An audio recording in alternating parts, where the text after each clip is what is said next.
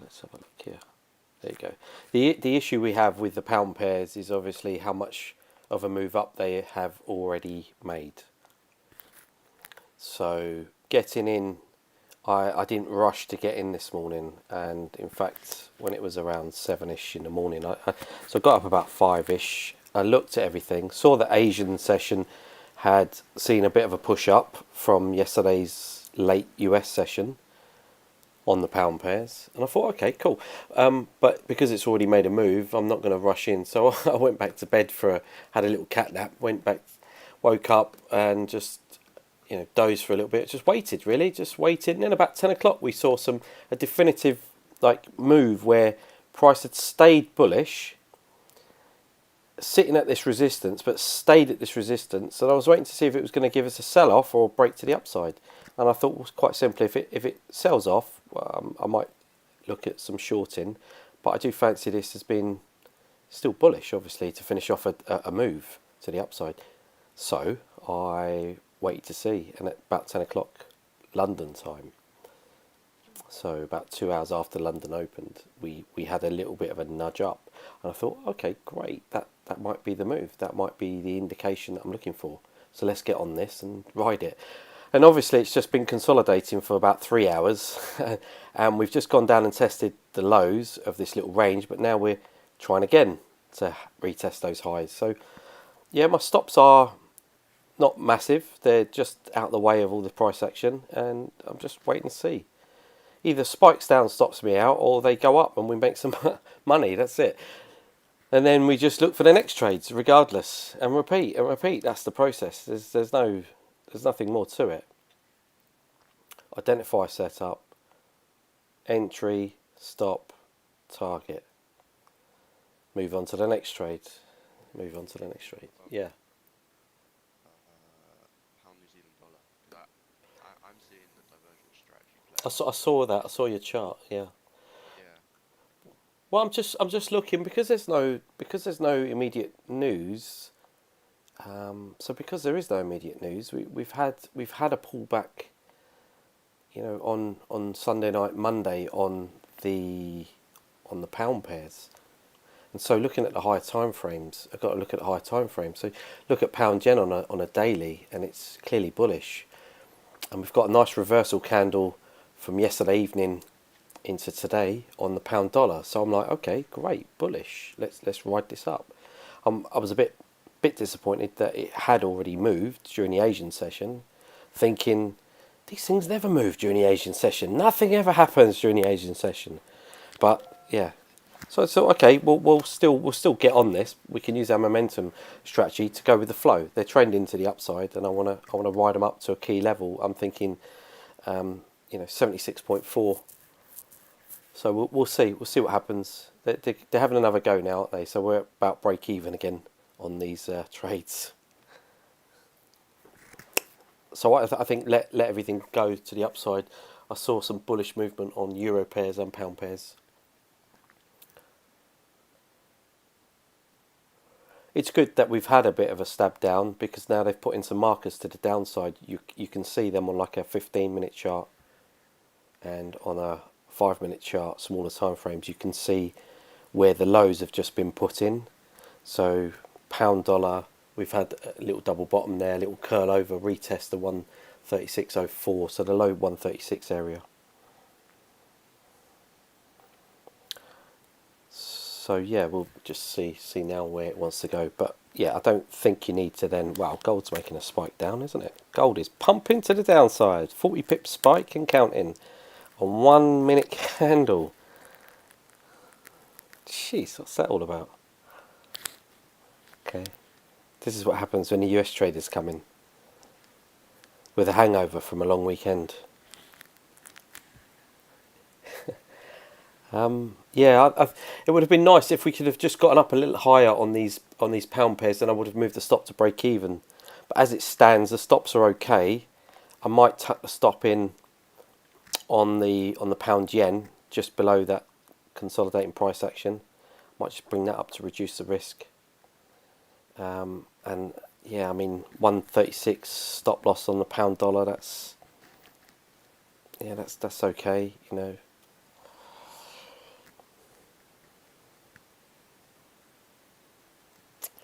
Yeah. Okay.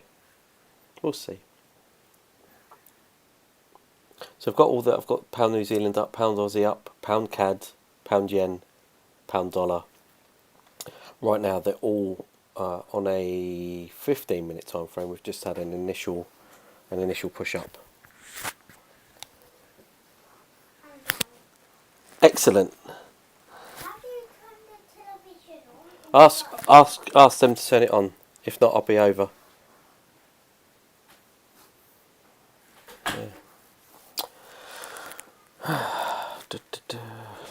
Okay. We're having a bit of a sharp move down, aren't we, on gold? Gold's kicked in. It's come to life. It's always around this time of day. I'm actually in a short on gold, so I don't mind if it keeps spiking down. Yes, I saw that this morning when you put it on. I just felt that it wouldn't move until now, so now it's making a move. We had to wait for US traders to come in. Any thoughts on anything? Anything else?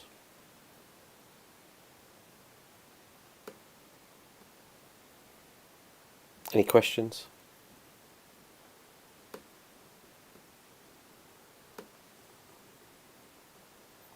Pretty simple. Get in, get out. I like it.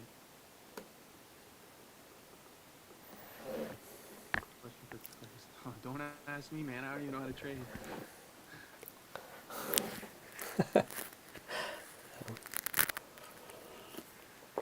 Someone asked on YouTube, is that C-Trader? No, it's not. It's just my software, charting software.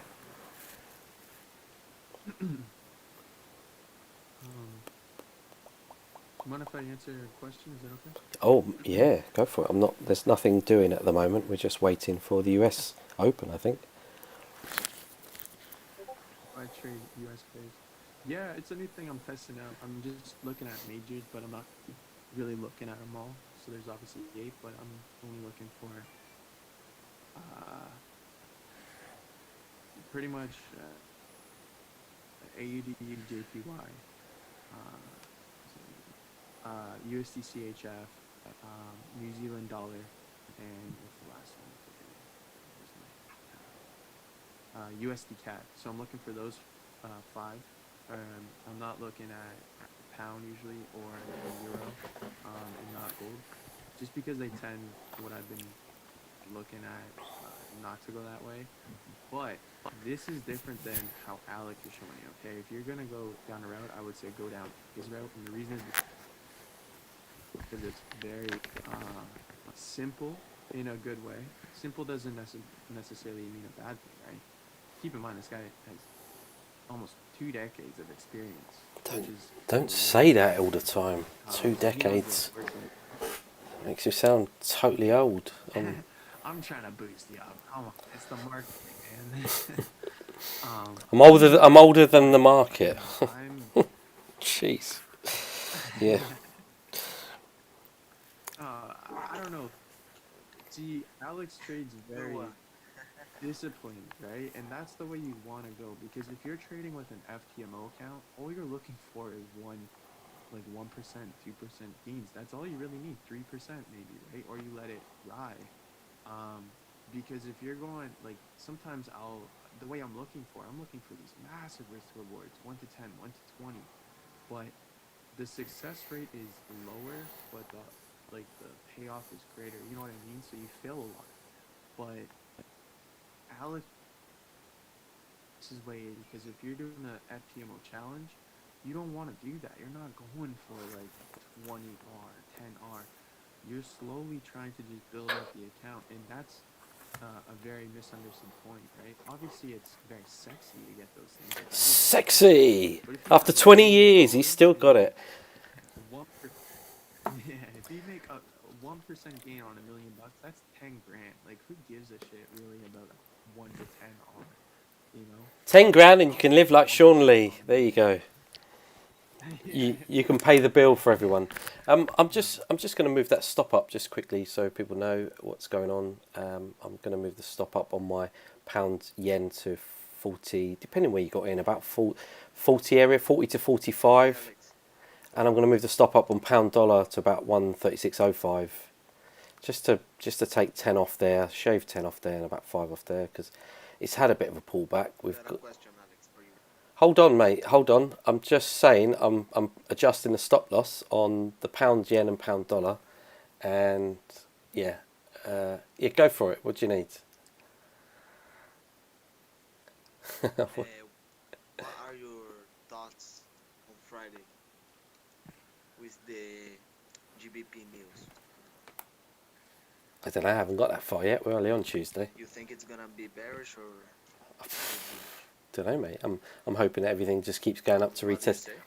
I said I don't know yet. I'd like to see 137 retested, and then a break of 137, and then on the way to 140. That's what I'd like to see. So we've had the pullback, and I'm hoping that to ride this up for just to go and retest, tap 137 again for a third time on the pound dollar, and then pound yen just to have another stab at that 142 at least, I see. and then hopefully make some new highs if that's the case. But we'll see. We'll see. So I've just pulled the stops up. I'm just going to write that down actually. But what about the lockdown? What about the lockdown? We're locked down all over the world, and what? Markets continue to just do what they want. Is it I need something more. I need something more fundamental, something that hasn't. like negative for the currency? Yeah, but they'll just say it's factored in. Like, how long can you use the COVID excuse? How long can you say the lockdowns causing a problem? It's like it will be factored in by now. They'll say yes, we know, we're aware, and that's why the markets did what they did. But now they're doing something else. It's a time thing. As with everything, it's like trying to take a long on. It's like trying to take a long on. I don't know, on gold when it starts going down. I don't know. It's about timing, isn't it? It's timing. That none of that is making a difference now. None of that is relevant right now for the moment on an intraday level. But I think with no major news and the pound having dropped and pulled back, I'm thinking now up. I said this to you at the beginning of the week and last week. I said that it will probably do a little bit of a nudge down because the pound's fickle like that. It'll probably go down to like 135 or something. That's what I said. And then go up and again have another go at 137. And then on that third test at 137, then maybe look to break to go up to 140. And that it's doing that so far. So I'll go with that because it's not disappointed me as yet. Like I could get stopped out on a mad little spike down because I've got very tight stops, but then it could still play out over the next few days and do what I need it to do. So there will be other opportunities. I'm trying to catch the momentum and the volume and the timing, so I'm not sat like I am now for 3 hours waiting for a move. But sometimes it just happens. Well, I got in a little early because I'm waiting for the US traders to come in, and they should be along shortly.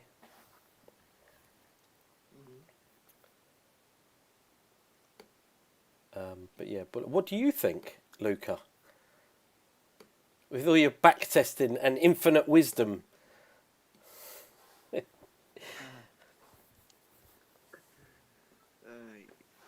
So you mean GBP pairs or? Well, you just asked the question, so I was asking, what's your take on this? What do you think is going to happen? Hazen. I think the fundamentals impact on intraday trading. So, like you said, maybe it can go up because it is near a support level, and that's it. Fair enough.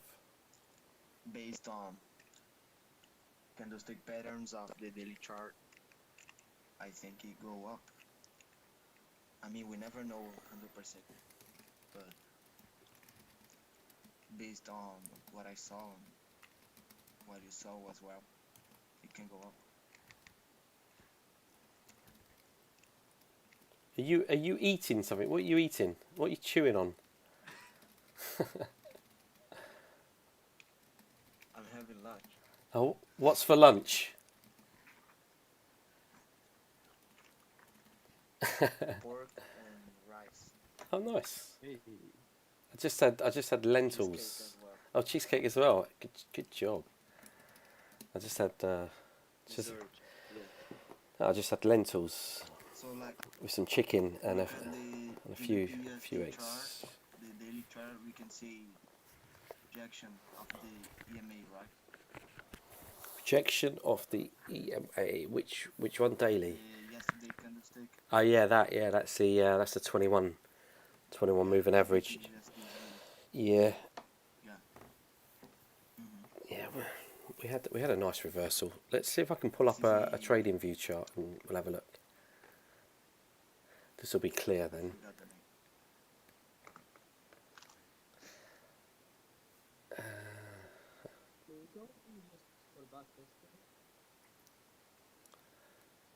Say that again. You talk. Oh, what's up, Joe?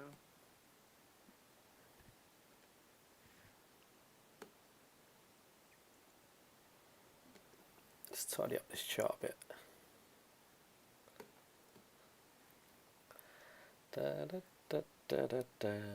Let's get rid of that.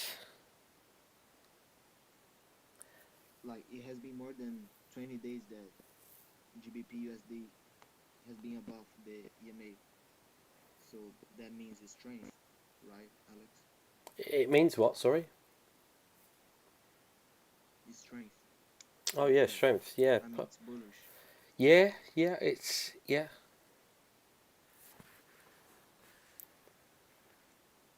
That's what I'm thinking as well, right? Yeah. 21 and 8. Yeah. Well, the thing is, we had the move down, which I spoke to you all about the other day. Like I said, this move, we had this move. I said it might just clear everything out. You know, we're retesting 137. It's resistance, yeah. Going to clear out. What's this? A 4-hour chart. So you see 1, 2, 3 times already rejected. Now we're going up again. So I just want to see if it's going to continue. Ideally, I would have liked to have got in somewhere like here at around 135.80 area on the stab down. But I just stepped away. I just had to go and do something and checked in on my phone. I set the alerts on my phone because nothing had happened. And yeah, about 10 o'clock I had a notification on my phone and we had this kind of move. And I thought, okay, let's see. We're bullish, aren't we? Let me see if I can stretch this a little bit.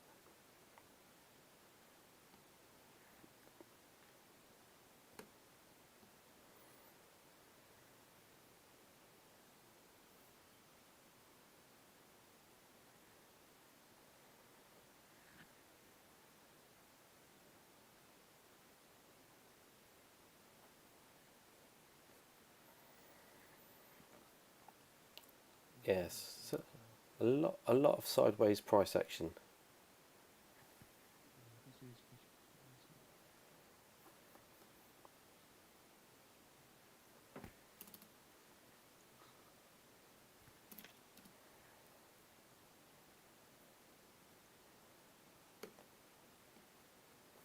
Right, that's that done. I've forgot to press enter on that. Adjusted the stops, just tighten them up. Just looking for some, take me out of my misery really. Drop down, stop me out, or spike up and get on with it. It's kind of like that. That's it. I think when you start trading, you're like, yeah, trading's great, and then 10 years later, you're like, oh come on, hurry up! I've got things to do. You know, that's a good place to be.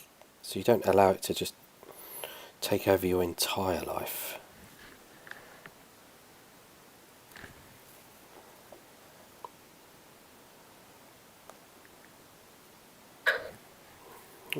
Well, say that to a scalper. Is that you, Yeah, Alex? the charts all day long. What's that? Sorry. Someone speak.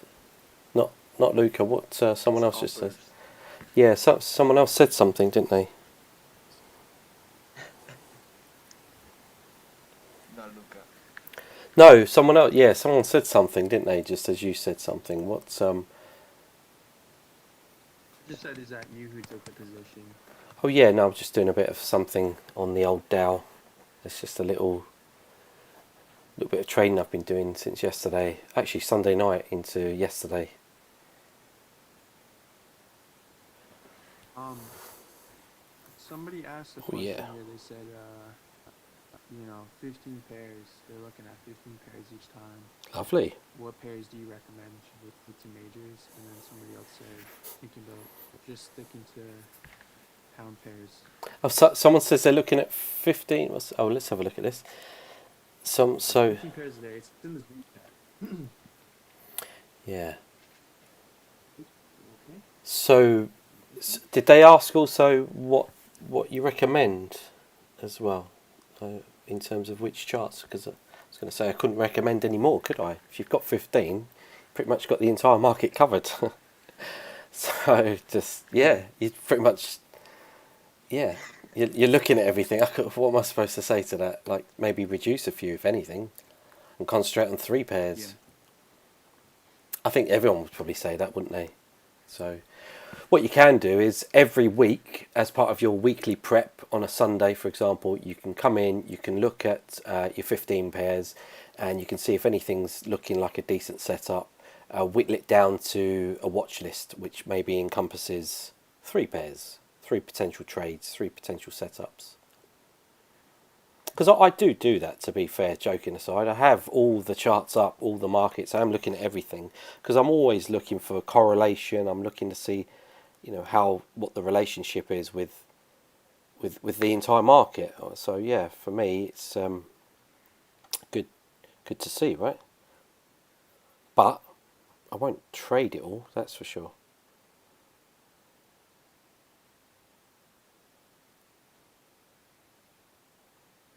Yeah.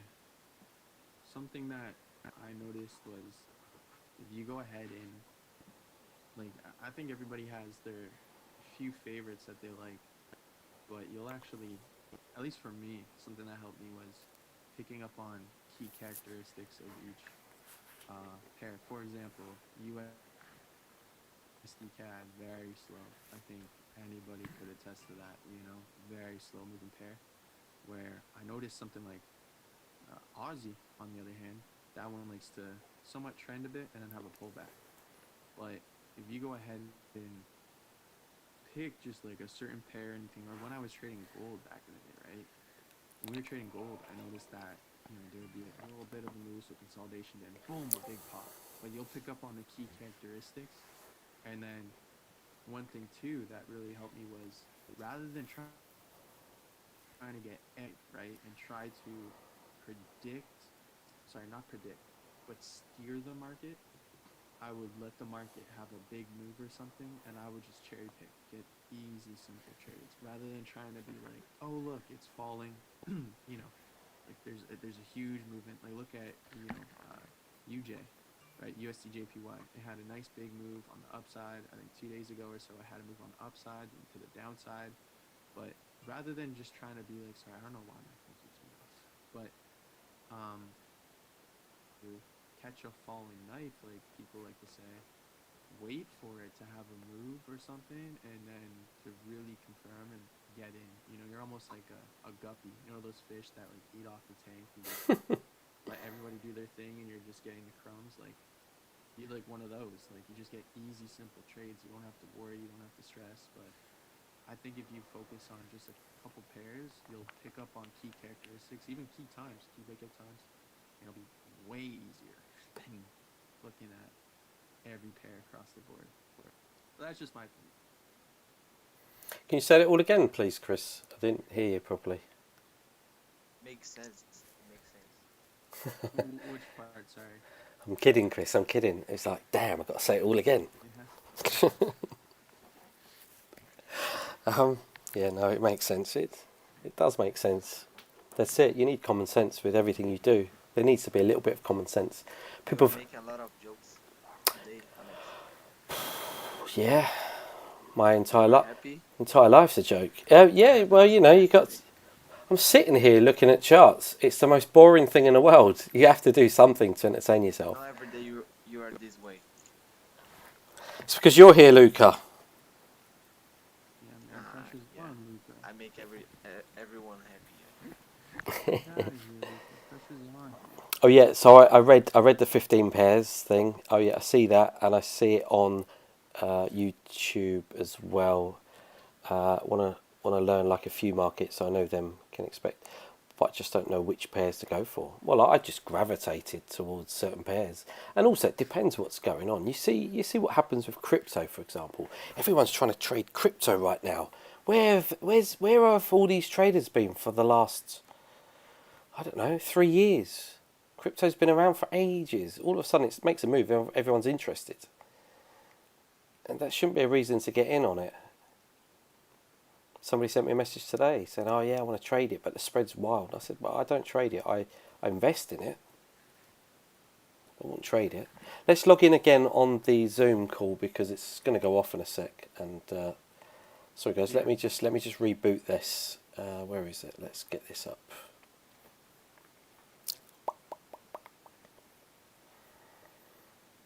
It will stop in a sec. So let me just actually stop it and let's stop you all out on this and then log in again. Right. Bear with me. It's gonna end now. Okay, just to give you a heads up. YouTube's fine. No, live's fine.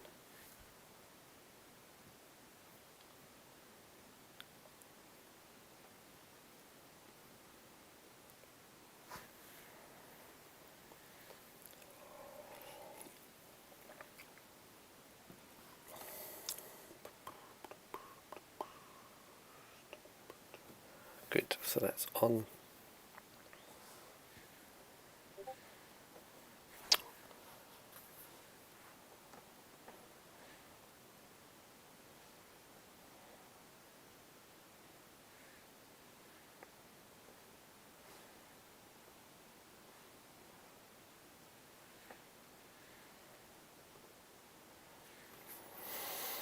So.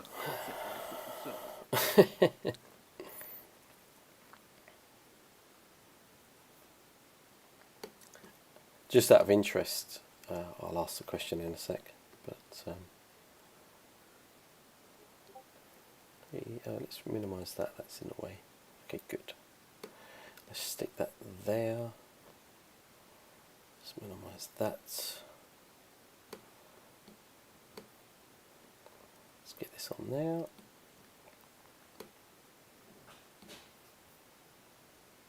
Hey Alex, Yeah. can you give me some advice regarding trading psychology? Yeah, go and listen to my podcast. Okay. Seriously, listen to the podcast and see if there's any questions that arise that come from that, from listening to it. Okay.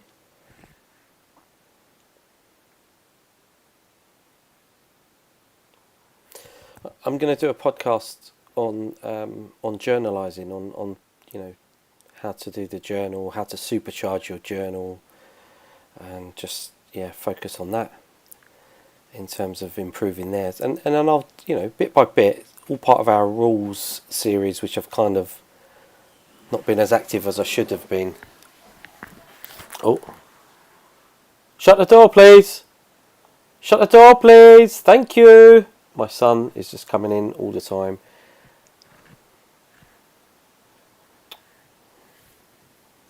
My son, he comes in all the time. And, hold on, guys, I just need to go and close the door. Homeschooling, eh? Nightmare.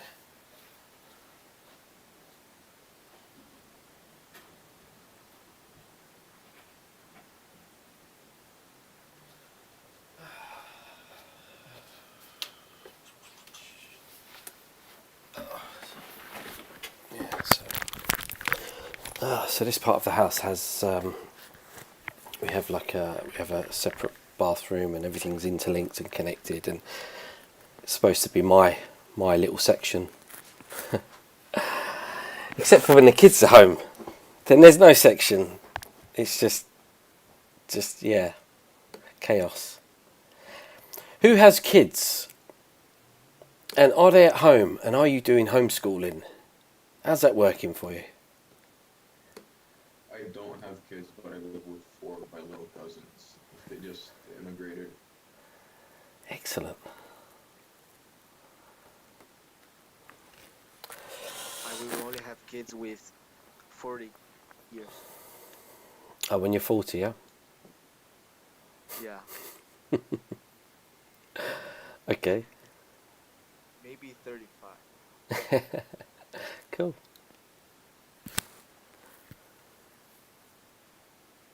But I would definitely have kids. No doubt about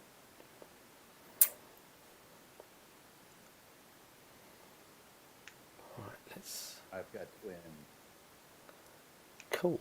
Twins are it. good. Is it- Twins are good. I've got twins, twin boys. Yeah, the West twins, okay. the West Wing. Someone said it's pretty emotional. Yeah. Yes, it is. Like, Come on, what are you doing? This is it. So we're going to get out of this pound yen. Pound yen's dead. Absolute dead. It went up to about 74.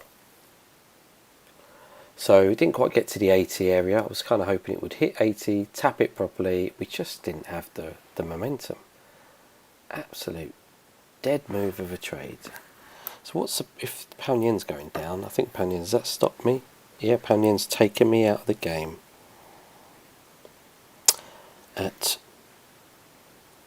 Yeah, okay, so I'm stopped on a pound yen.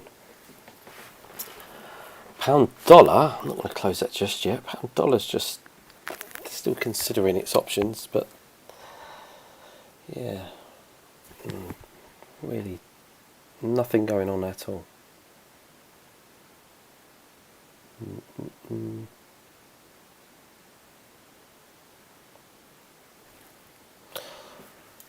So I've lost 0.5% on that.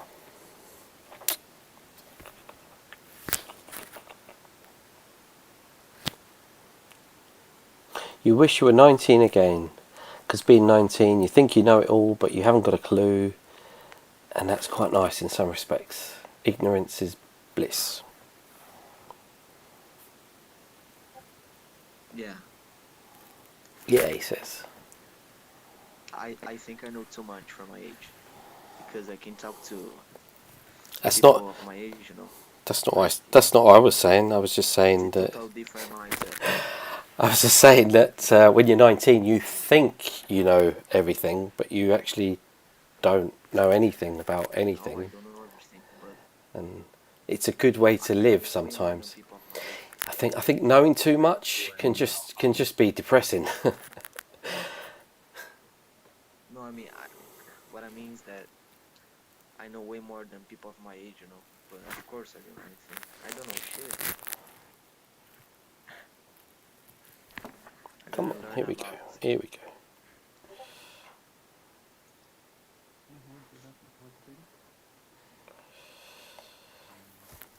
Okay, so what have we got going on here? We are going to update that. That's done. That's all dead in the water.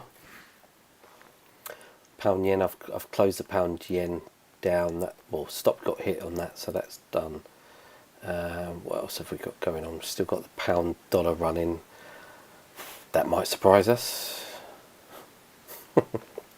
Maybe. What about crypto? Invest in crypto. Can't trade crypto. The spreads are stupid and it's just volatile. It's like just I won't ever trade Bitcoin again. really? Why not? No, I'm joking. After the 2 trades that I took, I lost half of my account. Anyways. Really? Wow. Yeah, like I said, that day.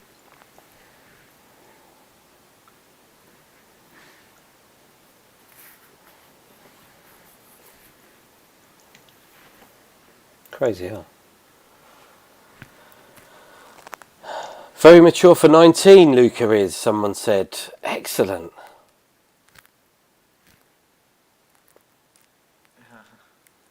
Who said it? Mrs. Zen. And then Denver's laughing because, well, it's funny, isn't it? it's funny when there's a certain element of truth. That's why it's funny. That's why I can see the chat. that's why comedians can get a laugh out of things, because they talk about real life. Just get you Is he think. joking or Just get you thinking. Zen is a lady from Australia, and no, she is being serious. She's saying you seem very mature for your age,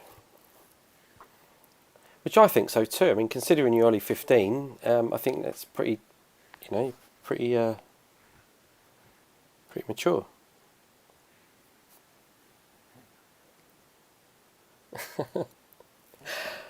He didn't hear me. Never mind. So do you know what? I might just close this pound down for a little loss of like 8 pips or 7 pips or whatever, and just park it. This is like just not happening, is it? What's the time? how many trades you take daily? Or maybe one? Okay. Or maybe focus on one pair generally and try and just hammer it, make some money from it, and be done.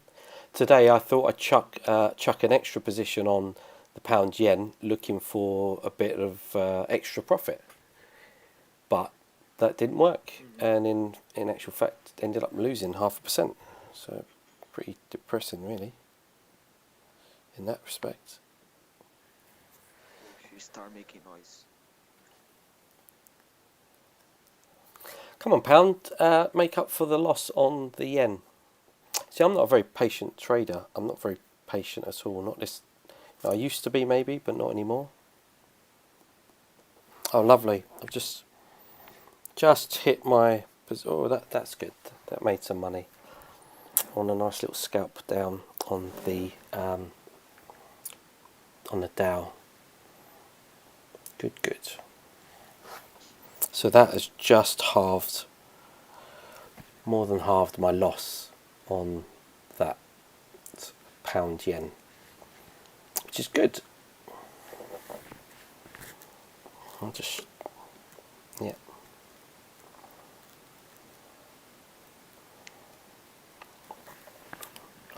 How much can you profit from your account in terms of percentage? Ooh, Every month? as much as you want, really. I don't think there's any limits, is there? Well, the average. The percentage, not the actual balance. Let's have a look. So November last year was an exceptional month, and being an exception, Was it 50? it was more. It was about 60. Oh my gosh. Yeah, so it was an exceptional month, and yeah, there you go. And that then, in terms of averaging your year, that just threw the numbers right out, in a good way. But if I look at where I'm at right now, so last week I took 6 trades. One was stopped for 0.5% loss, but bagged about 9.5% in a week, so that wasn't too bad. The week before, the first week, 7 trades. I did 7 trades as opposed to 6 trades. And my... let me just show you, actually, because I need to update this. I'm going to show you my... Just pull it over. Very basic.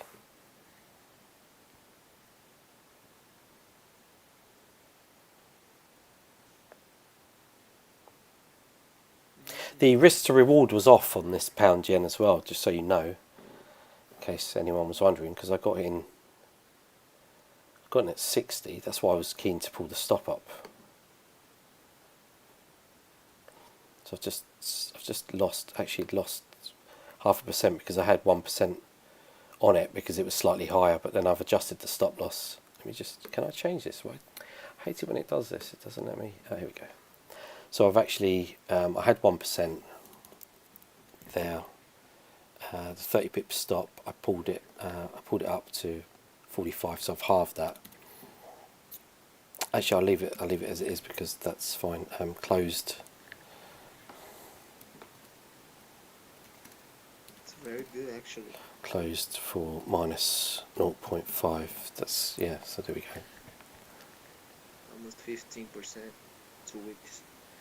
Yeah. So if you can get a good head start in your trading, like if you have a good first week, that's always nice, isn't it? It's always nice to hit the floor running and you can bag some profit. Then you've got the profit that you're playing with, and it's not stressful. You just mess around with it and just have a little go here and there. But the idea now is capital preservation, so that is very important to focus on.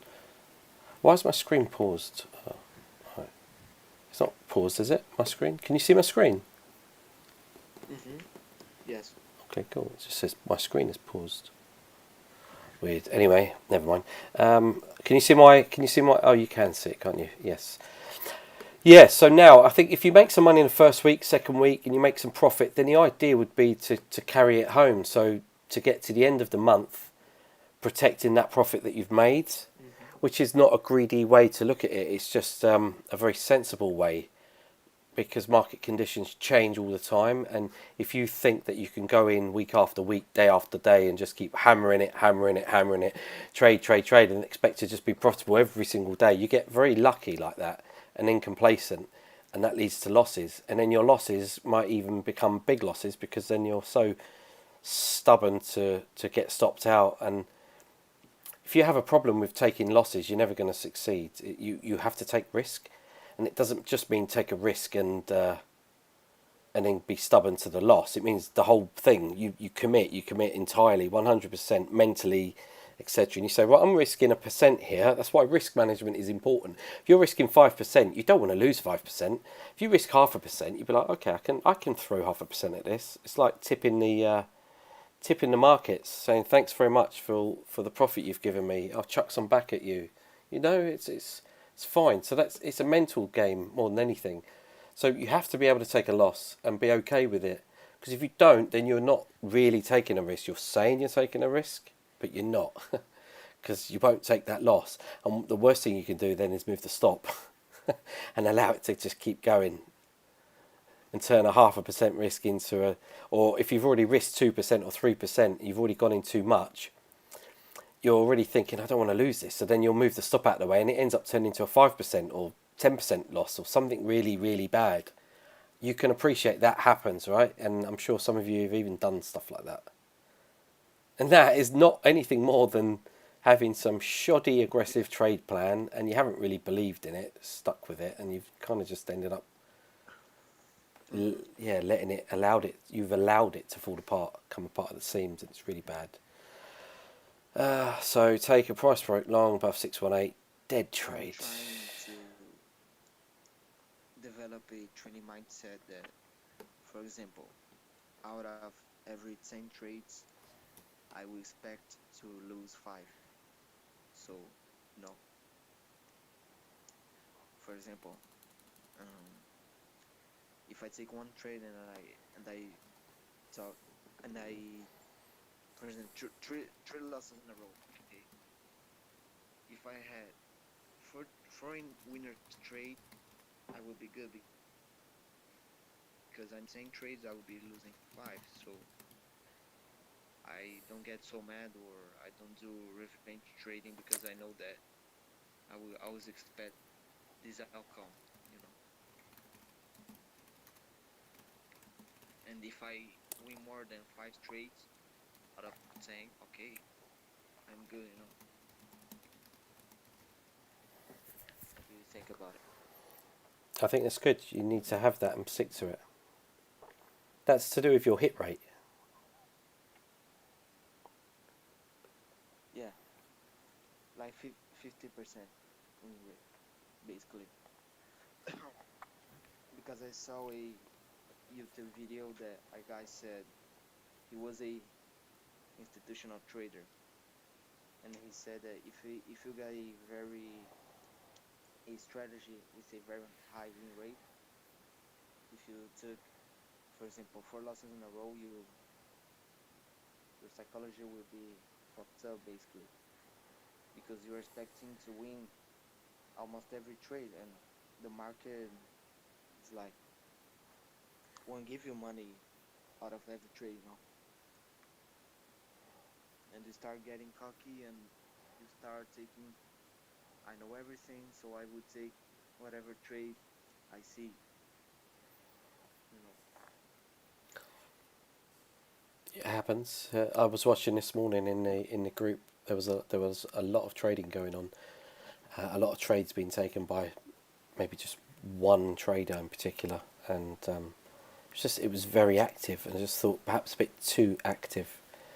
I have a question. Tony, you're funny. Here we go. I like Tony. Tony's good to have here. He's Mr. Reality Check. He's like, come on, got no time for this. I'm too old for this shit. Matthew asks, really enjoy following. Really enjoy following along and learning. I'm using TradingView, though I'm new to it. Could you give some direction for setting up my charts to match yours? Just wishing to follow along closer with matching tools if possible. Just spend half an hour on it. Have a little go. Just tweak it. I only use it for a visual aid because it's too much staring at my multicolored Technicolor Dreamcoat charts. These charts here. There's a lot of color on them. You need 3D glasses to look at them. They will do your eyes in. So I have a bit of TradingView just to give you a bit of simple, like to go easy on your eyesight. Going easy on you. Bit of visual aid. Visual aid. There you go. That's it. Just finished adjusting that. In terms of your fibs, you might want to put your fibs on, configure them, which will look something like this in terms of a fib tool, fib retracement. Nothing else really. People talk about supply and demand zones, so order blocks, supply and demand, all the same thing. Here I've highlighted it in a coloured box, which again you can colour it however you want. I'm just back testing some indicators down here because somebody highlighted us to this chop zone, which when it enters this little area it means that there's volume and it's moving. It's good to be trading when you're in this zone. When you're out of it, then maybe not. So if it goes above or below, then maybe not. Maybe the move's done. And this one here is similar as well in terms of in terms of bullish above, bearish below the black line. So I'm trying them out, just seeing how they help, how they work, if they're lagging, etc. So that's not to be focused on really. It's just stuff that you do as a trader, right? You try things out. So this here, I've put something here because I just noted that was the last swing down that we had, back to test previous structure, and then off we've gone, right? We haven't really pulled back. We haven't taken out this low down at around 127, and we've made, if you look at it logically, despite however fickle you may feel the pound moves in terms of chop fest and everything else, 1,000 pips. Moved 1,000 pips from 127 to 137. How many of you knew that? How many of you really paid attention and realised that the pound dollar has already moved 1,000 pips from its last swing low? And this brings you back to someone asking the question before about, I look at 50 million pairs. I don't know which ones to look at. So it's all personal choice. Pick some and focus on them.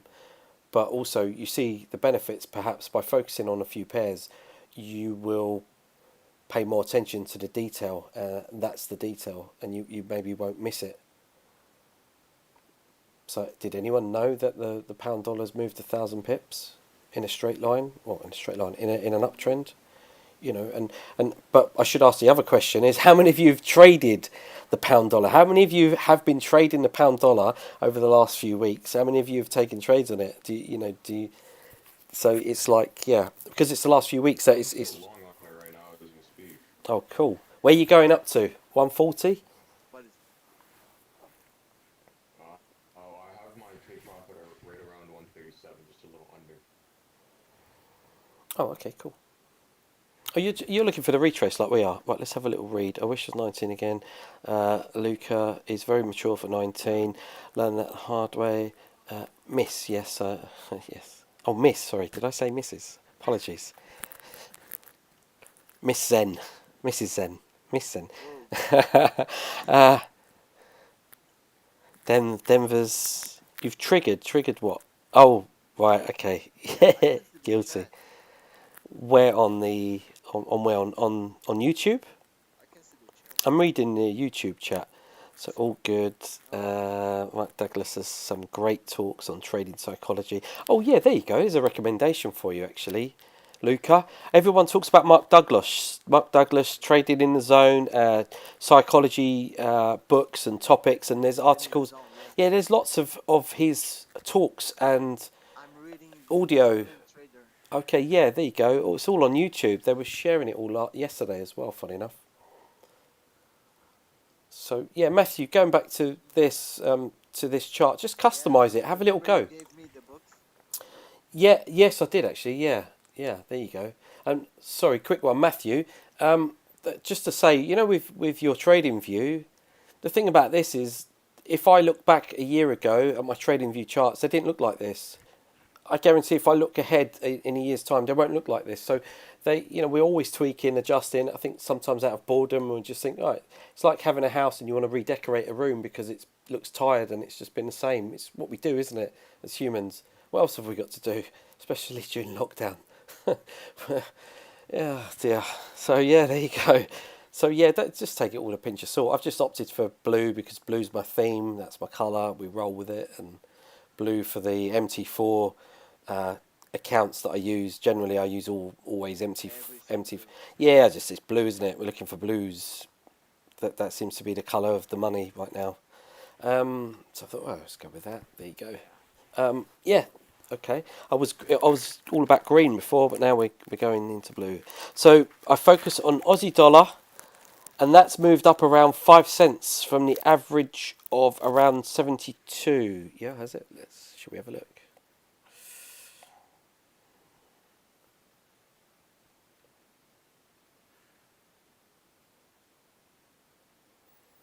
Hey, what about CAD-GPY? CAD yen. It's near a resistance zone of the daily time. We can have a look at that in a minute. I'm not really fussed about the CAD yen. I find the CAD yen's one of those It's add-ons. been going sideways Yeah, it has. near the resistance zone. I think it will shoot down. I don't know. I'm not a fan of CAD yen. I just think it's one of those. I will trade it alongside. Where's my chart gone? There you go. I'll trade it in. So if I'm trading a yen related move, and maybe taking a pound yen, euro yen, CAD yen, then I may, trade it like that. Aussie yen with the CAD yen, something like that. Maybe New Zealand yen. Yeah. So I don't look at that individually unless there's some specific piece of CAD news that generally comes out on the Friday at 1:30 London time, which is the non-farm payroll. We always have the Canadian unemployment figures as well, so it's worth looking at that sometimes and looking at CAD pairs. That's about it really. I don't really pay too much attention to it otherwise. I like to follow the pairs Maybe that it's very that move. correlated to the Yeah, real yeah, it is. Yeah. CAD pairs are. Still learning how to work TradingView. Need to study tutorials. I don't know. It depends what you want to use TradingView for, I guess. See, instantly on this Aussie dollar chart, triple bottom. You can see that, can't you? Just look at it, quick one. There's oh look, triple bottom. What chart's this? 4 hour. Let's put some.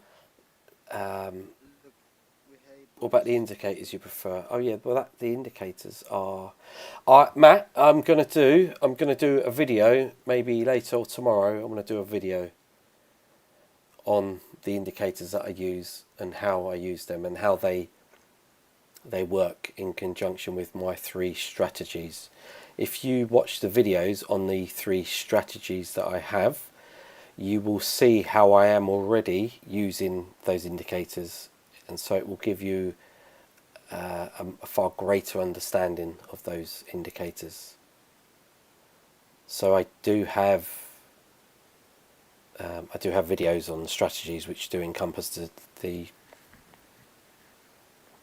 indicators, and so yeah, that's a good way to actually see what they're used for and why I have them. But I will do a short, maybe 5 minute vid or something, just to say this one here I use for this, and this one here I use for that, and Yeah, that's it.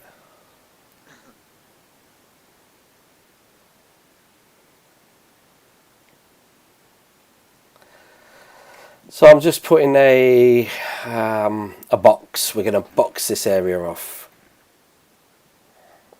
Supply and demand zone, order block, whatever you want to call it. We're going to box it. So I did comment on the Aussie dollar last week as well with regards to They the. make up a new name every day. What's that, mate? What was that? People make up names from simple support resistant zones every day.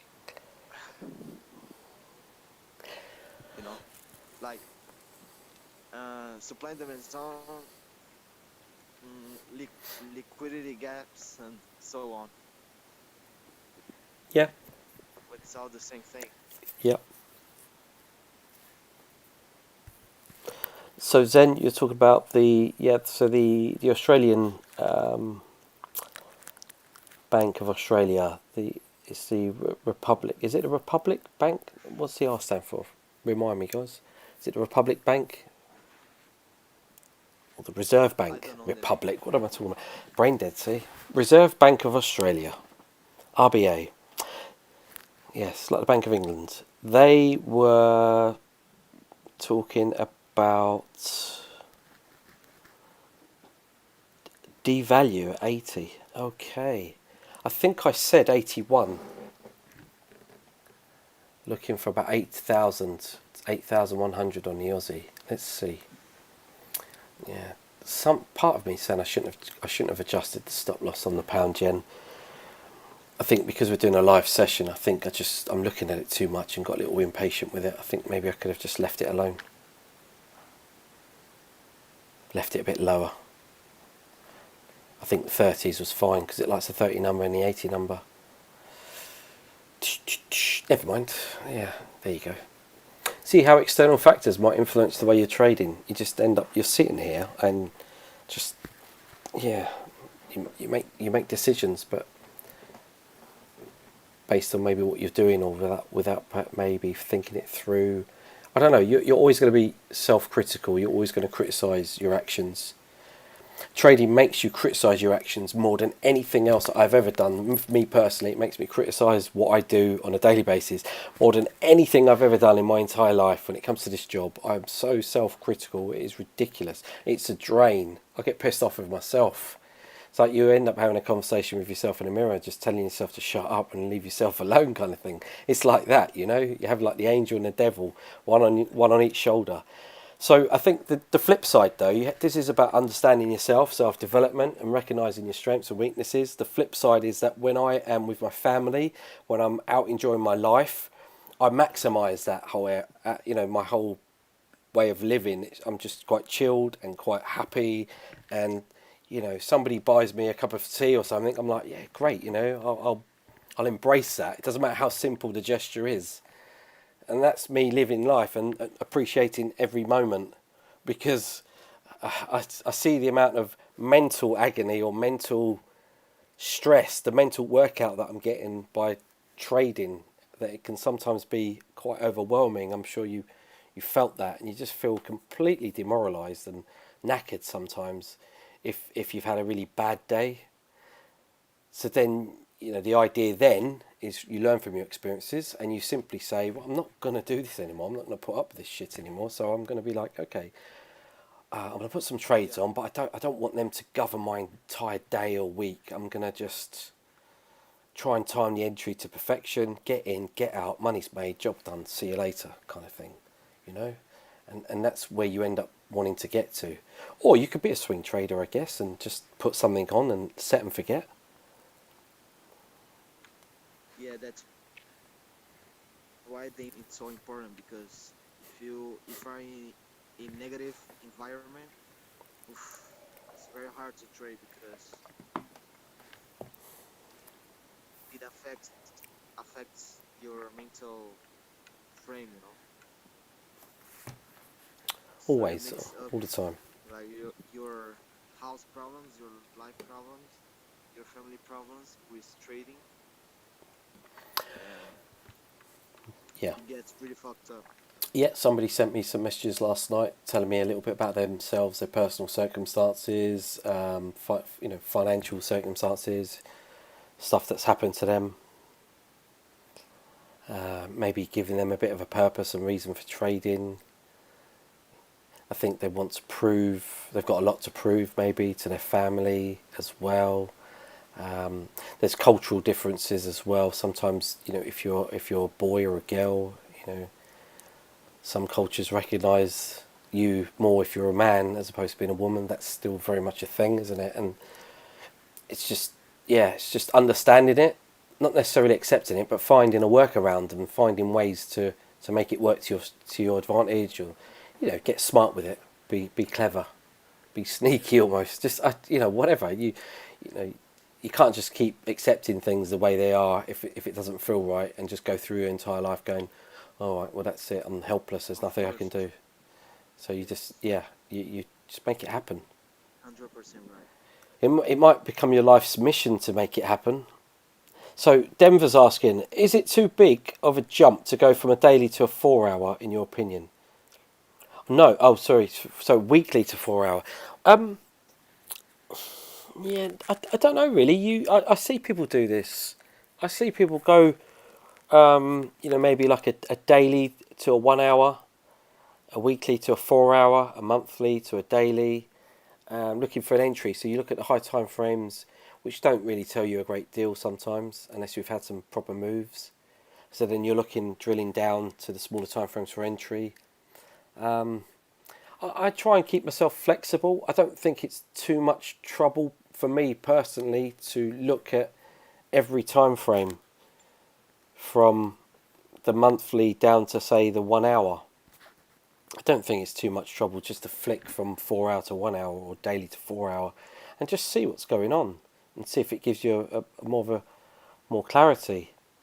Again, it depends your style of trading. Are you a swing trader? Are you a day trader? Because the higher the time frames, then you're basically saying that you're a swing trader. You can't be putting a 50 pip trade on, like looking for 50 pips as a target if you're trading off a daily and a weekly, for example, can you? So that's common sense. It's about that, isn't it? So like here, looking at the pound dollar, saying, did anyone notice that we've got 1,000 pips? We've had a 1,000 pip move. So this is a nice swing trade. This is a position trade. This is the kind of trade that the banks will take. So 137 is a key area right now because they've made it a key area. It's not been this high in maybe 2 years. Why is my charts like that? What's this? Oh, this is the Aussie. I'm going to adjust these levels, take that up. 2 years. So yeah, but triple bottom, so you want to be long Aussie dollar as well. We've got all the dollar pairs that we're looking at going long now again, which is also another confluence for me, and is why I'm looking at euro dollar, Aussie dollar, pound dollar, because we've had a decent move, haven't we, to the downside with some dollar index. Let's have a look at the dollar index very quickly.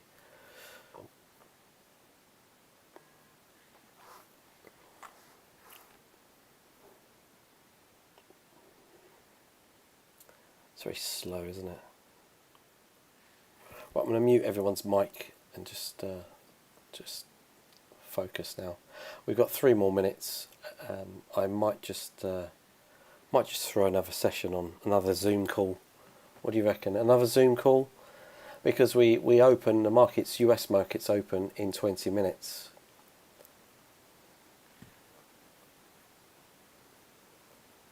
Yeah, for sure. And we are schnizzling up on the pounds. I've kept that one running.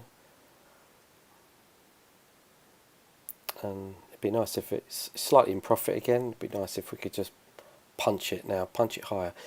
136.37, 136.65. Looking for some movement. So this is the DXY, the dollar index. So it's opened after being closed. Was it closed on Monday? Yeah, so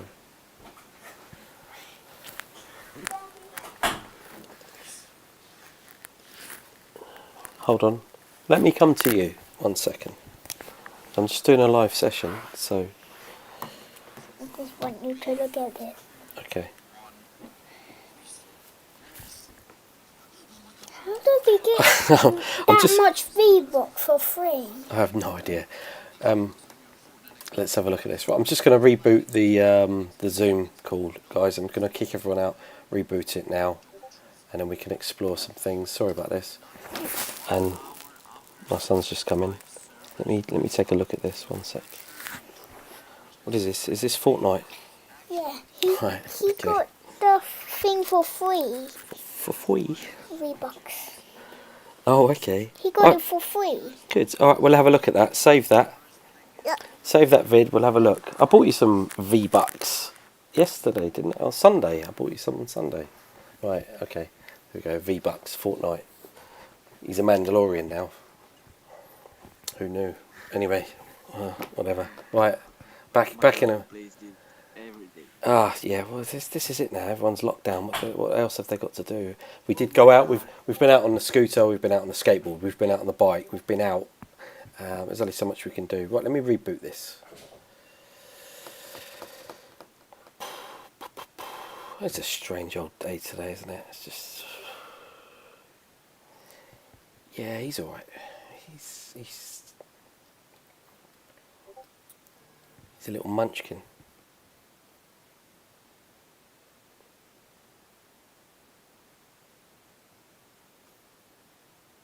Here we go.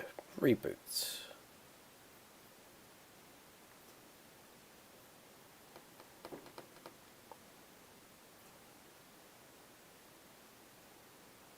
We need to sort this out. We need to sort out Zoom. Definitely need to sort out Zoom.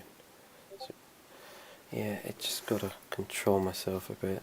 I just exit at like break even now. What? What, you didn't take any profit off that move on gold? What's wrong with you?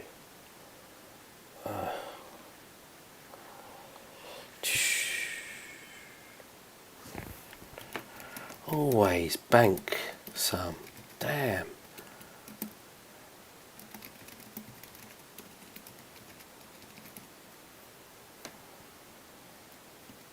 Well, I'm sorry I missed that, Alex. Did you take the break even on pound dollar? No, I'm not. I haven't. No, I'm holding it. At the moment, I'm holding it. Just looking at the dollar index and just comparing that to, well, as one of my confluences, just looking at why I'm long. I'm long on the pound dollar. My bias is bullish on dollar pairs at the moment. We have the dollar index dropping down, so yeah.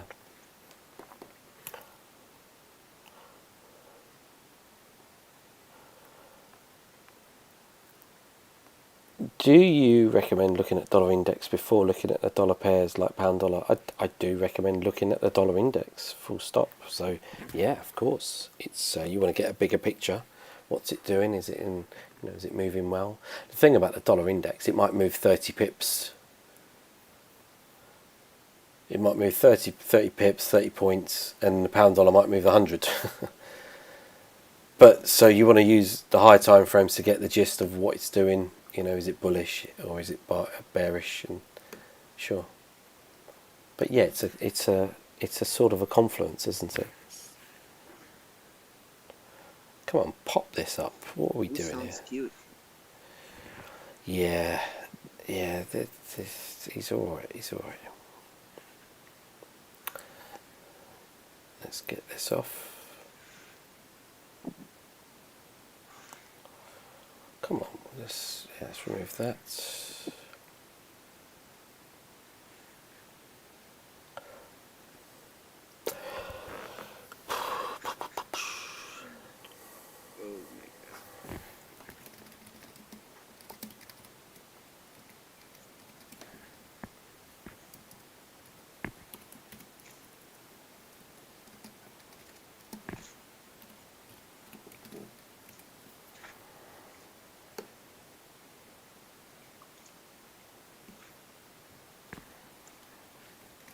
Hey Alex, Yeah.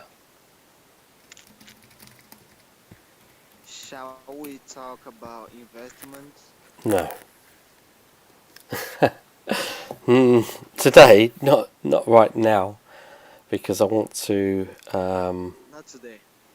We talk about it all the time, don't we? But I want to make some money on this. Let's focus on Forex. Yeah, let's focus on this Forex. Come on, Forex. We are focused on you, Forex. Here we go. Dixie's falling. Spike up now, pounds. Come on, pounds. Spike up. Let's go. Break, just like gold is doing.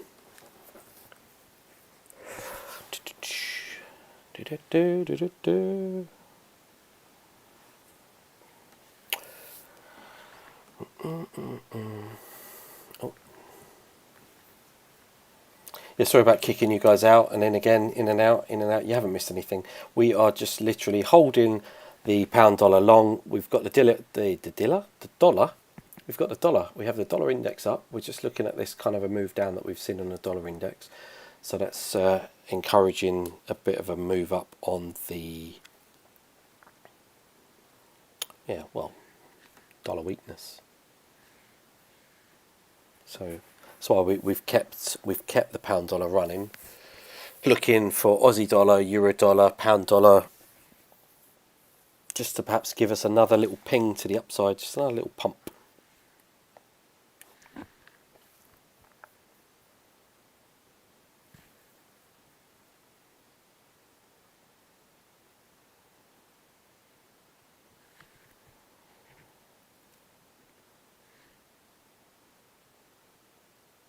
I have a open position on Euro GBP. Long position. Oh, you still got it on, yeah? Good on you, mate. That's cool.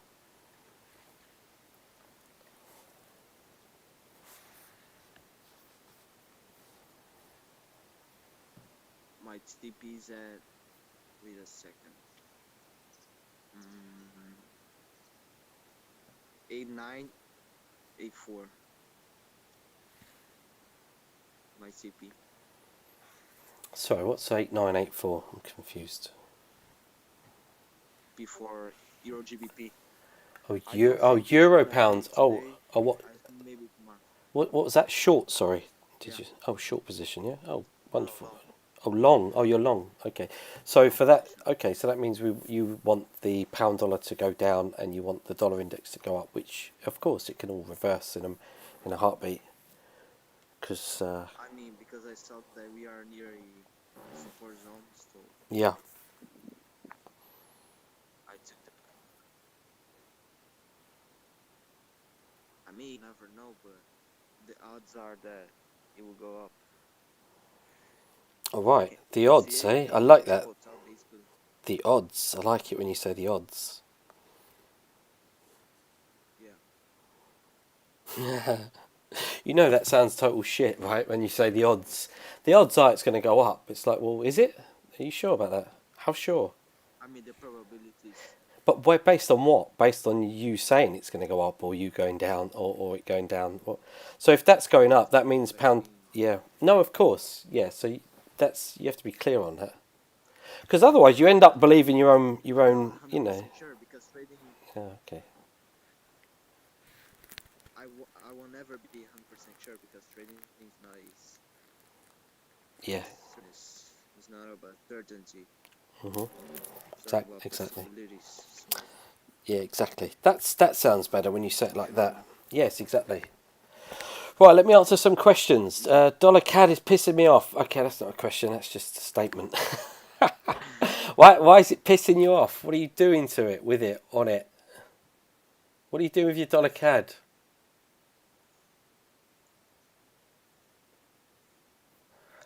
Let's see what they say.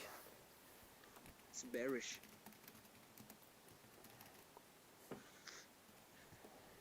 On the daily time frame, it's bearish.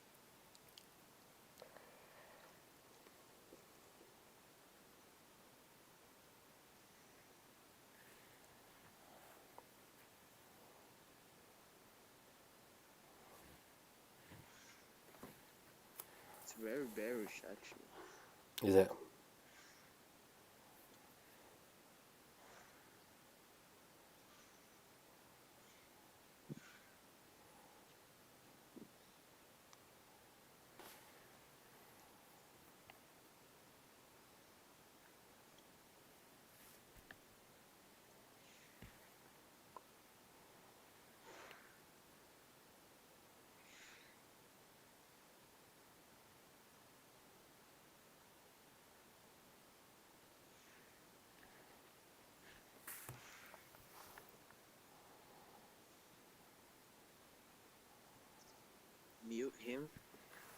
Where's that? Let's have a look at the chat. Yeah, I was going to mute everybody. Just Mute me? Is he talking about me? no one's talking about anyone. I'm just going to mute everyone at the moment while we just wait. It's good. There you go. He loves it. Right. What else have we got? Laugh Master spread kept me out of my sell order last night by a pip or two, so now I'm waiting for the next best entry. So yeah, it's the whole FOMO. Yeah, okay, makes sense. It happens. So far, I have taken a loss on the pound yen, and I have pulled pretty much most of that back whilst trading the Dow Jones. It's quite good.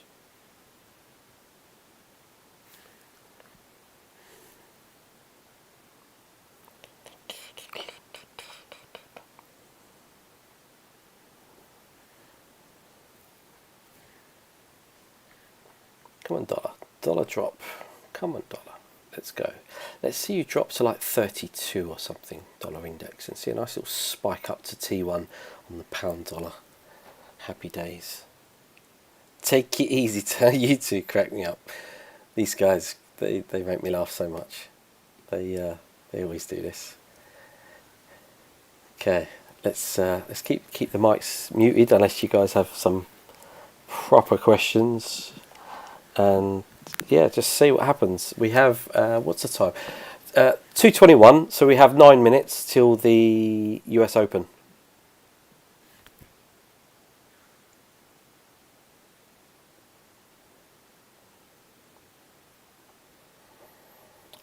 Right, let's have a look at this.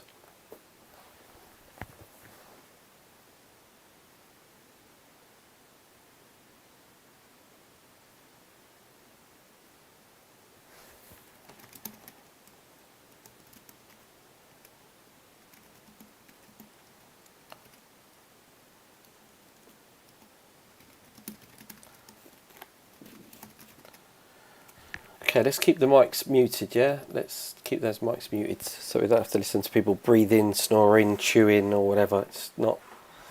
yeah. Okay, what's going on here?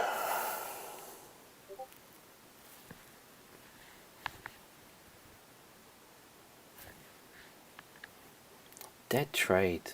Dead trade. No action at all. Do you know, I'm not even going to look at the dollar index at the moment. The dollar index is... I just think the dollar index needs to get down to retest at 100%, you know? Needs to get down, test 100%, needs to get down to like 8,800, somewhere like that.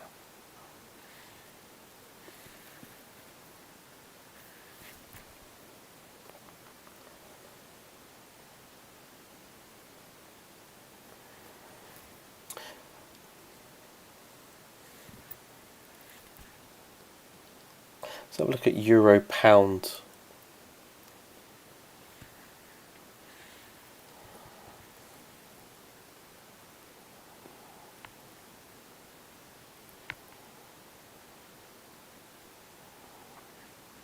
Is there anything else you guys want to look at? So dollar CAD, okay, that's that.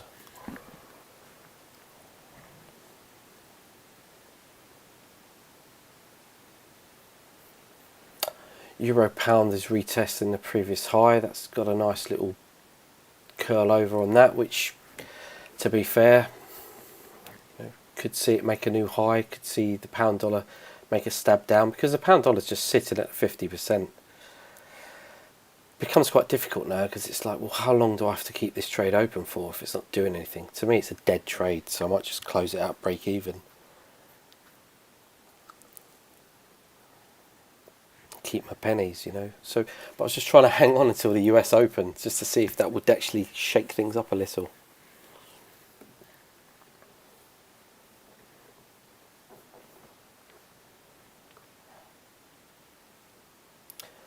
And we keep trying to break above the 50, which is an important area on the pound dollar. We know it likes that 50.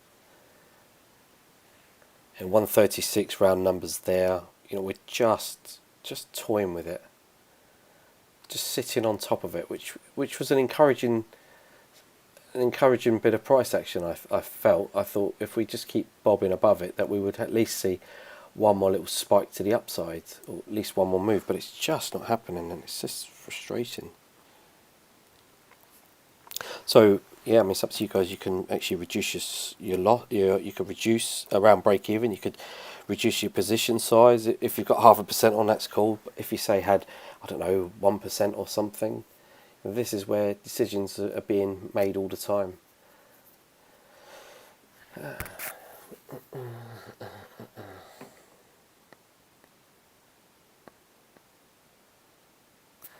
Anyway,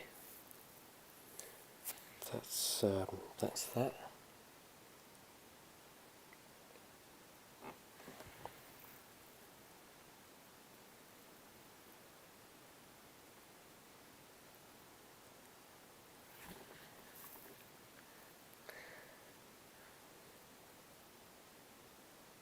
Even the momentum is flat. Look at it. It's just holding itself there, but it's not actually committing to doing anything. And this sometimes, you know, this happens, right? So this is trading. This is sometimes as dead as it can get. What do you do? Not much.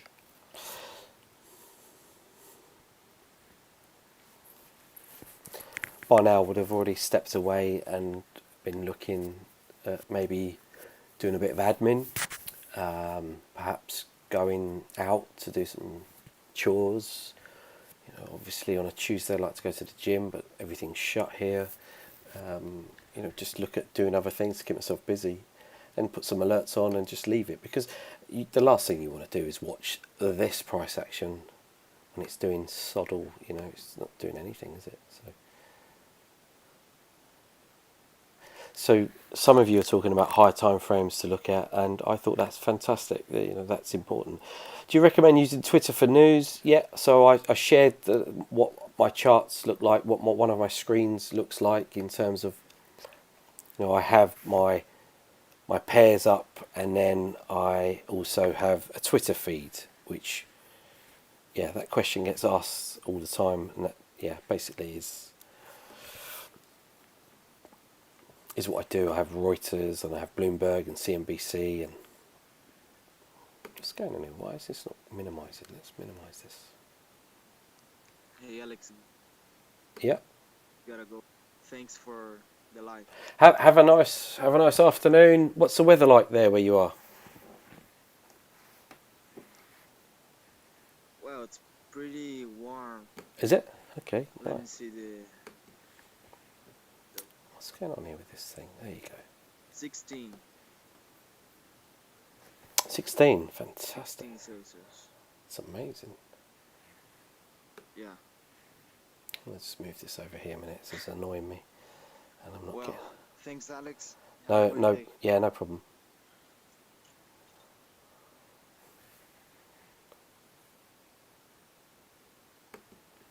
Just I'm pressing this button and it's not doing anything. Why has that just decided that it wants to stay big? Whatever.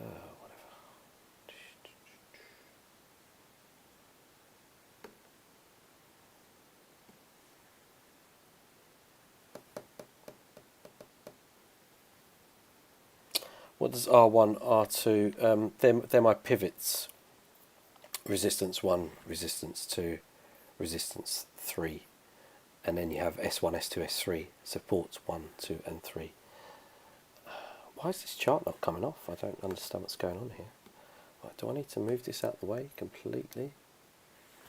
Okay, let us put you over there for the moment. And let's see if we can sort this out, because this is very annoying. Right, good. Now what? Are we...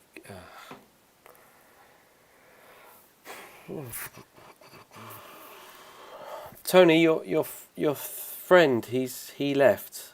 Oh, did you wave him off?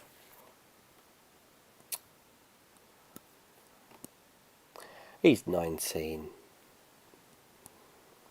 He has passion for the game.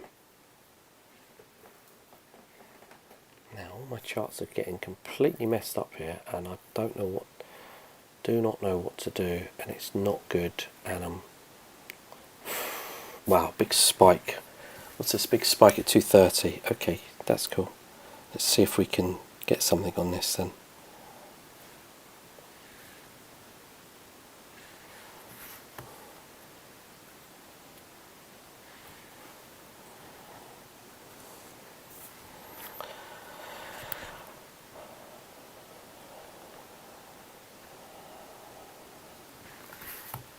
I don't know what's going on here actually with my charts.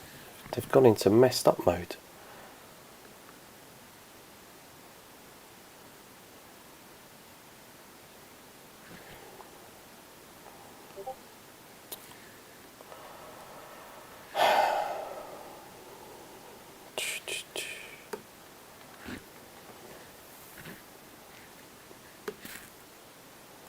Okay, here we go. Let's see if we can get some money out of this big spike up. Maybe another little drop down. Come on in, 40. What's it doing? Why are we not seeing a move? Why is it? Oh, here we go. Done. It should have taken me out. Should have given me some good profit on the Dow. Why is that doing that? Oh, come on. Everything's freezing up on me. What is going on? Even my MT4 is just frozen. Anyone's MT4 not working? Are you serious here? Right, I just need to close everything down, it seems. Oh, here we go. Why is it not banked it? I'm on MT5 and it's moving like a $10. Yeah, I'm not. I'm just, my stuff should have already been hit, and it's not. And oh, here we go. Now it's done it. Why was that so hard? Don't get that at all. Just and my things all just a bit stuck. And okay, so I've made some profit today as a result of that lovely sharp move down on the Dow. Big spike down and just hit my target. Went through my target.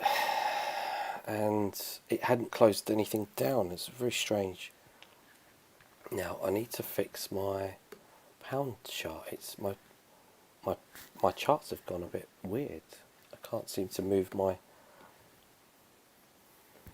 Let me just stop the share in a minute on here, and let's see if I can make this work now, because it's not. I don't know what's going on here. Just going to get rid of that. There you go. Painful that was. I have no idea what happened there. Right, let's share again. I think what happens sometimes is when we are sharing a lot of stuff and doing a lot.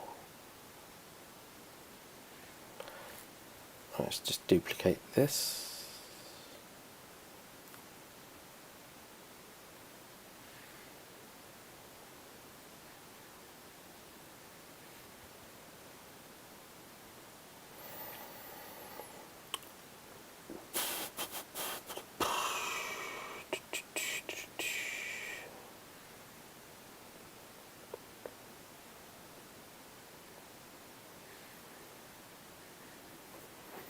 Yeah, so I had a line on here, and the market's open is spiked up, so I shorted it back down on the Dow to this line. Obviously it went through the line, my positions were just sitting there, not closed out at all, which is a little bit frustrating because they should have done. But anyway, eventually they closed, which was a bit weird why that happened. And it's not connected. Oh, look at that, and it's just continued to slide to the downside. Fantastic move. I got some of that. Well, I'm going to close my pound yet. I'm closing my pound dollar. It's a dead trade. Closing my pound dollar. It's just dead.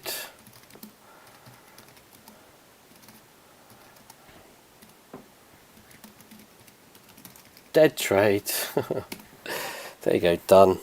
Closing pound dollar, dead trade. It's not doing anything.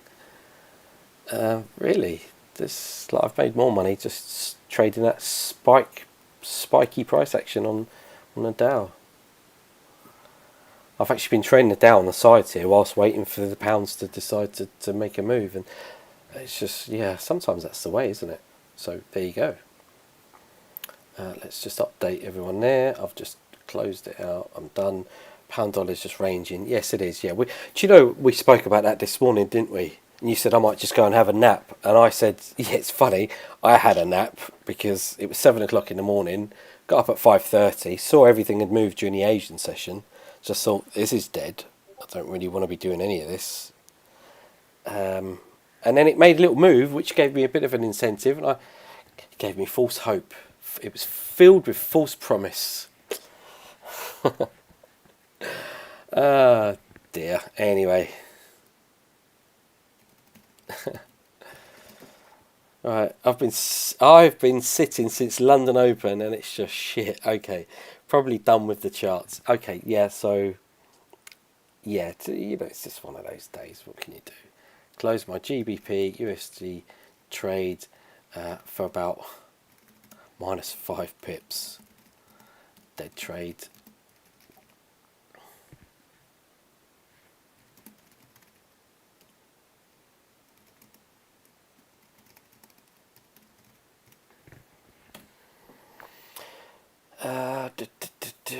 And let us switch this here to let's get this chart over here. Pull it up. I'll answer the question actually about the pivots, because the pivots are really good. They're quite useful. If I can just get the charts to actually move. I don't know why it's not moving. Come on. It's funny. I shut my computer down yesterday. I rebooted it, nice and fresh. Looking for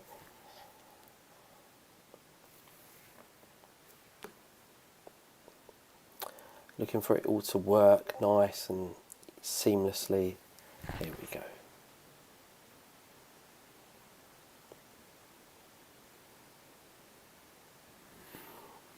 And then let's us just do this. I'm going to move everything over, and hopefully we can get it organised a little bit more. Any questions whilst we're waiting? Is there anything that you guys want to talk about? Pound trades haven't come off at all. Took a small loss on one and closed one around, well, for a small loss as well, just below break even. It just isn't doing anything that I wanted. I've got a couple of green candles on a 4 hour and was looking for a bit of power to the upside, a bit of something, but it hasn't done it. So I am out of those trades. And just to be clear, and like somebody said, they've been sitting been sitting looking at the charts, looking at the pound pairs, maybe looking for some action, and it hasn't really materialized. So sometimes you just have to say, well, you know what, it happens. Go and treat yourself to a glass of wine, have a whiskey. I don't know, whatever floats your boat. Go to the gym if you have access to one. Yeah, I could think of other more joyous things to be getting on with, that's for sure. So let me cover something that we just talked about as well on the pivots. Regarding pivots, let me pull this over so you can see my charts. There we go. Pull that up there. That should look like that. Yeah. Hopefully you can see all my £2 trades. And what we're going to do is, on my pound dollar, I'm going to go up here to indicators.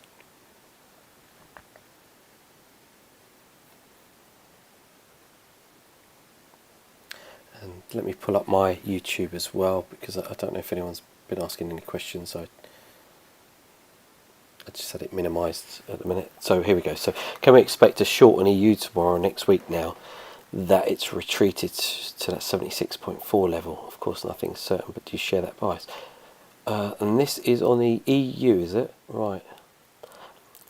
And Andre is like, what's going on here? What kind of impact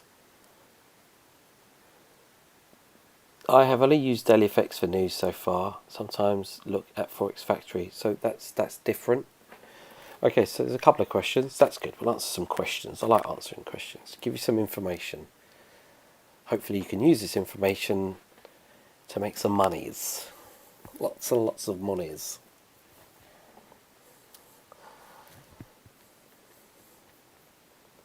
And just get that there like that. There we go. Good, done. So first question, pivot points. Let's look at pivots. Pivots are a form of support and resistance. So this is really interesting. I used pivot points around the same time as I started using fibs back in the day, and it was, you know, they were always useful to help gauge the average true range of a certain, I don't know, a certain pair, I guess. So we take the pound dollar and we say, well, the average true range on any given day, on a good day, is around 120 pips.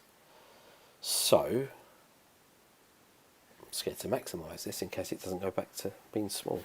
So with this in mind, last 10 minutes, we'll make this 10 minutes and then we'll finish. So stick with us, guys. Pay attention if you can afford to pay attention.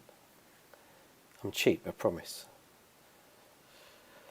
Pivots, let's see, where do we add this indicator? I think we need to go on the actual chart, and we will look at all of our indicators. Add indicator. So we'll go on add indicator, and it tells you the formula. There are several formulas that you can choose from, but the one that I choose, let me show you.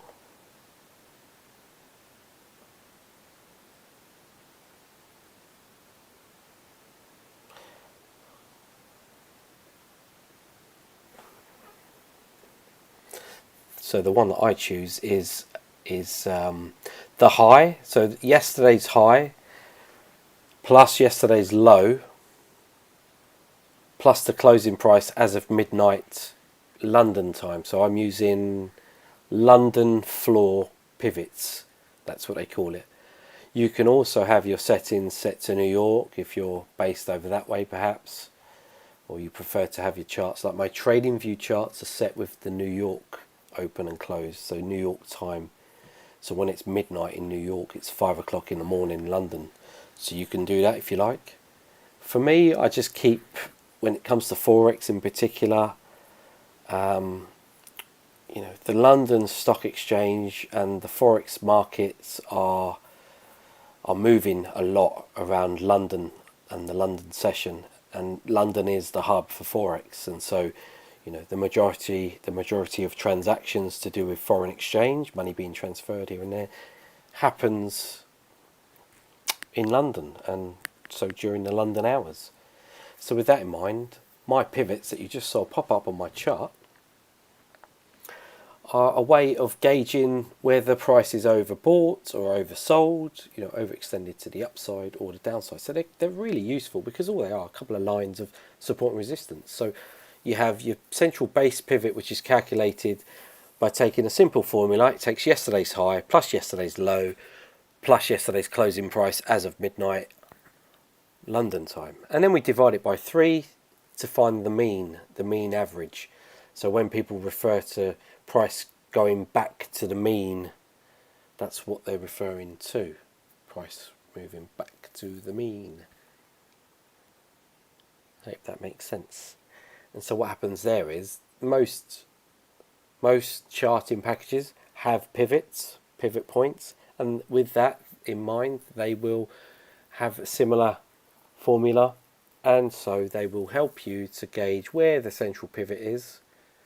So we're down here at 135.60 or 64, and we're basically saying that anything below that is S1, support 1, and then support 2 and support 3.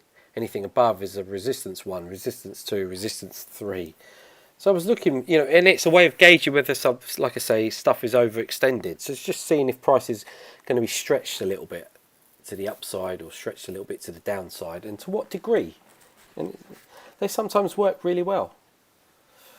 Just to give you that confluence, to give you another layer of confluence, another reason to say, okay, I'm bullish on the pound because, because it's going up. We're trading above the base pivot, and we are sitting at R1, and ideally want to see it go to R2, R2D2. You know, yeah. If that makes sense.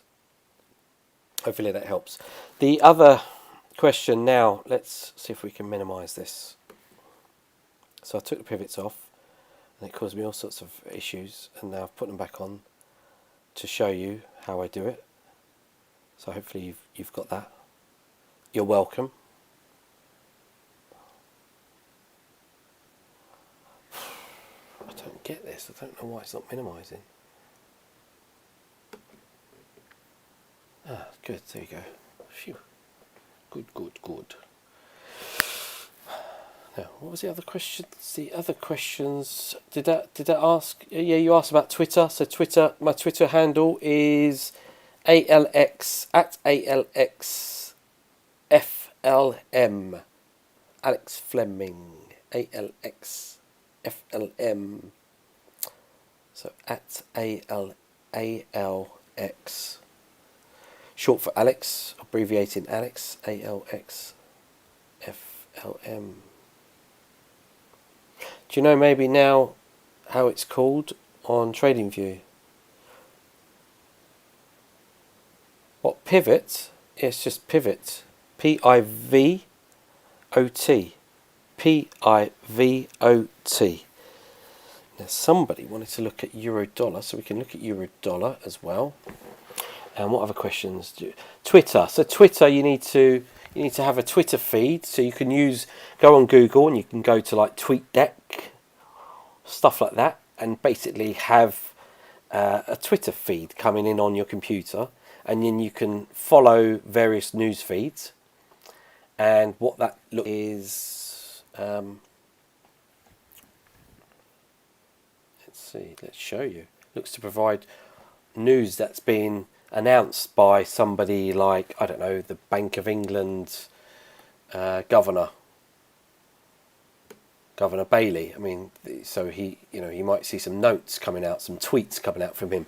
Like when Donald Trump would tweet, and you'd see the markets move, and if you don't know that Donald Trump is tweeting, and therefore he is the reason why the markets are moving, you just wouldn't know, would you? And the amount of times I see traders ask the question, why is the market moving? Why is it doing that? And straight away that tells me that you're not plugged into the financial markets. You're not properly tuning in to what is going on in the world of finance. You have no feeds, no news feeds. You haven't even got CNBC up on your TV or Bloomberg or something. And for me, that's a big no-no. It's that's an issue. You think you're just going to wing it and trade without any idea what's going on in the world. Just going to look at some technical charts and think, okay. And I just don't think that's sensible. So let me show you what it looks like. One of my screens, what this looks like. Got about 2 minutes left. I'll answer the last few questions, then we can finish.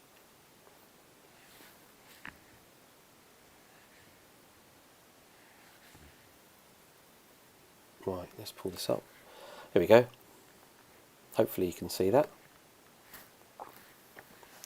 So this is my Twitter feed that I've got coming in, and you can see who I follow. So CoinDesk, Bloomberg, CNBC, Reuters, everyone and anyone to do finance.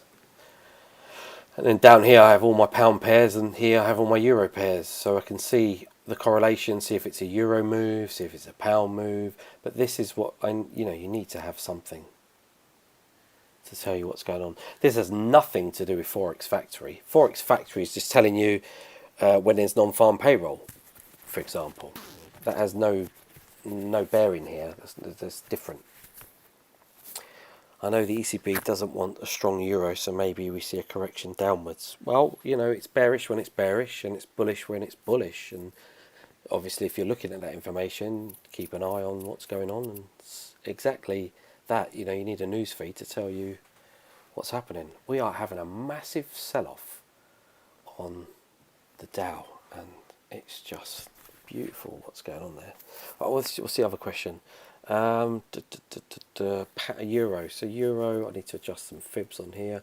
Euro stretched up nicely off the 38.2, and maybe it's going to go down lower. Yeah, maybe. I don't really have a take on that at the moment. I need to look at it and analyse it further and just see. I need to update my levels and really just have a proper look at what's going on the euro dollar. I just know that I'm looking at Aussie dollar, euro dollar and pound dollar together, and so if they move, I'm looking for one to move. I'm looking for the others to move as well with a bit of correlation. Wow, look at that! Look at this! Look at that! That's what I'm talking about. That's the money making right there. I got in here shorted from 130 from 31,060, 31,062, and it's just tanked, and it's just done 200 and yeah, it's doing about nearly 300 pip move in the whole time it's taken me to explain a few things, and that's my kind of trading. That's what I like. Some of that, in and out, job done, see you later. I took a little bit off that, so yeah, done. Have a good day everyone. I'm going.